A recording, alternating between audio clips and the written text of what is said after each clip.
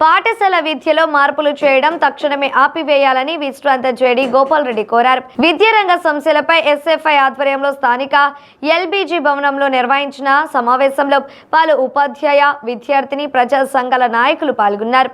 ఈ సందర్భంగా పలువురు మాట్లాడుతూ అసంబద్ధమైన 117 జీవోలు, దానికి సవరణ పేరుతో మార్పులు చేయడం తగదన్నారు. పాఠశాల ఆమోదంపై సమగ్రమైన అభిప్రాయ సేకరణ జరిపి గ్రామ సభలో ఆమోదం తీసుకోవాలని కోరారు. 10+2 పాఠశాల అభివృద్ధికి సమగ్రమైన ప్రణాళిక ఉండడంతో పాటు ప్రత్యేక అధికారి నియమించాలని డిమాండ్ చేశారు. సవరణ పేరుతో ఏ పాఠశాల మూత వేయకూడదని డిమాండ్ చేశారు.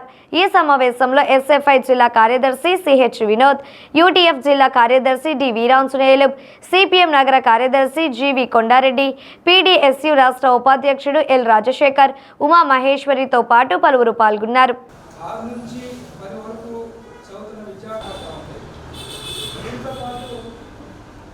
హై స్కూల్లోనే +2గా అయితే ఇప్పుడు కొత్తగా ఏమంటున్నారంటే హై స్కూల్ ప్లస్లో ఓన్ జిల్లా పరిధిలో దాన్ని పరిశీలన చేసి బాయ్స్ కూడా డెవలప్ చేసుకుంటారు అనేటువంటి కూడా కనపడతారు అని చెప్పి చెప్పడం జరిగింది. కానీ ఆచరణలో ఆ గవర్నమెంట్లో, జగన్మోహన్ రెడ్డి గవర్నమెంట్లో 6 రకాల పాఠశాలలు ఉంటే ఈ కూటమి ప్రభుత్వంలో ఆ పాఠశాల వ్యవస్థని 8 రకాలుగా చేసి అంత అయోమయం, గందరగోళం, రోజుకొక విధాన నిర్ణయం, రోజుకొక పాలసీ, రోజుకొక స్టేట్మెంట్ ఇస్తూ అంత గందరగోళం చేస్తున్నారు.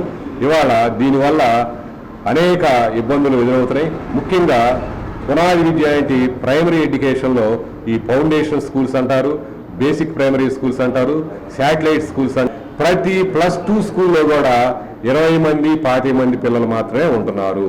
అక్కడ పాస్ పర్సెంటేజ్ కూడా, మొన్న పాస్ పర్సెంటేజ్ కూడా ఓన్లీ 30% మాత్రమే వచ్చింది.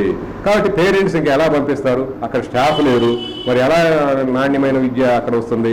కాబట్టి ఇటువంటి గందరగోళం పరిస్థితులు సృష్టించి విద్యారంగాన్ని పూర్తిగా ధ్వంసం చేసే విధానాలు పాలక వర్గాలు, ముఖ్యంగా కూటమి ప్రభుత్వం, మొన్న జగన్ రెడ్డి ప్రభుత్వం కూడా అవలంబిస్తున్నాయి.